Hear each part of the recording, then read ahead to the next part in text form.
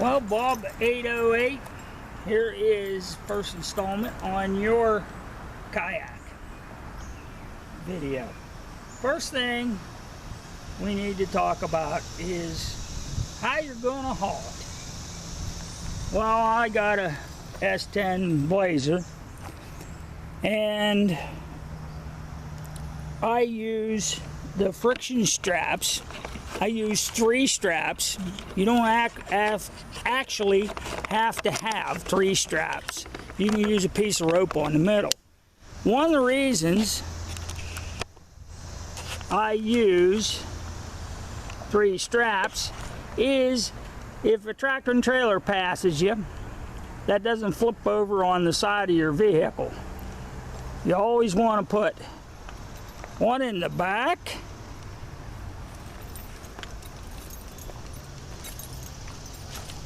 and one in the front. That way, if you have to make an emergency stop, your kayak doesn't fly off your vehicle. Trust me, I had a rubber raft and I didn't tie it down well and it was ugly. Past experiences. I have a kayak, actually I have 2 of them, and this is a 10-footer. There's 8-footers, 10-footers, I think there's even up to 17-foot touring kayaks. I do not have a rudder on the back end of my kayak because of river and streams. It helps like for sea and big lakes to have a rudder to keep you running straight. There's also ones that you can get that has a little propeller that you can paddle if you don't want to use a paddle, or if you're moving in around places for fishing, it might come in handy. I even seen one gentleman, sorry about this, putting it back on the tripod, who actually put a trolling motor on it. If in Pennsylvania, if you put a electric powered trolling motor on, you have to be licensed. In Pennsylvania, you can get away with going to state park and getting a launch permit. Always check your state local boating regulations for the rules and regulations. One thing is a must, besides your paddle, is a life vest. Picking out a life vest. This here is my wife, so that I'm using this for demonstration model. It's zippered and it has belts.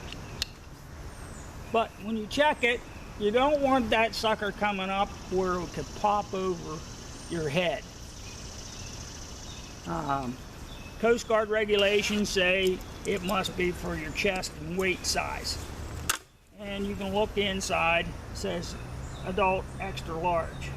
And then it goes user weight more than 90 pounds, chest size 44 to 46. And it has to say Coast Guard approved, especially in Pennsylvania. One thing I'm going to tell you, put a whistle on your life vest. It is required in Pennsylvania, but it's a good idea in case you get in trouble. You've got a way of signaling. Pennsylvania says you have to have one audible signal. The whistle gets you out of that trouble. The other type is a horse collar.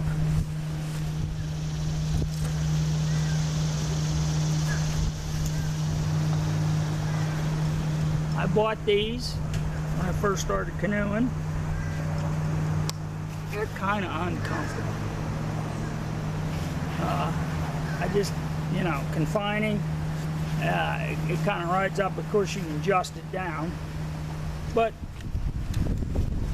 they're relatively cheap. I had these for the kayaks and the kids. I think it's any person under the age of 14 in Pennsylvania must wear a life preserver. An adult doesn't have to, except in cold weather, like for duck hunting. Paddles. There's this type, and there's this type. They make different ones, but why I like this type, let's see if I can see it in the view thing here.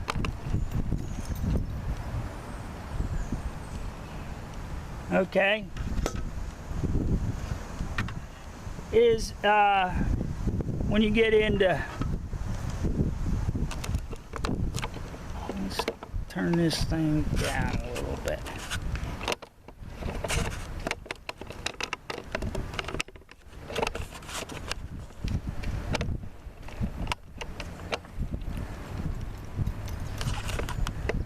I don't know if you can see that or not.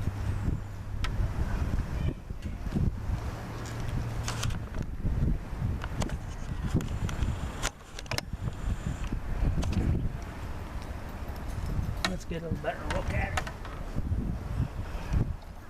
Take it off the stand here, or the tripod, I should say.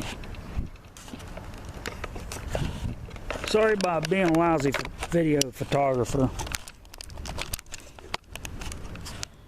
Okay, I like this black one because of the rocks, like especially going down through riffles. There's different styles. I like the two-piece kayak paddles for traveling.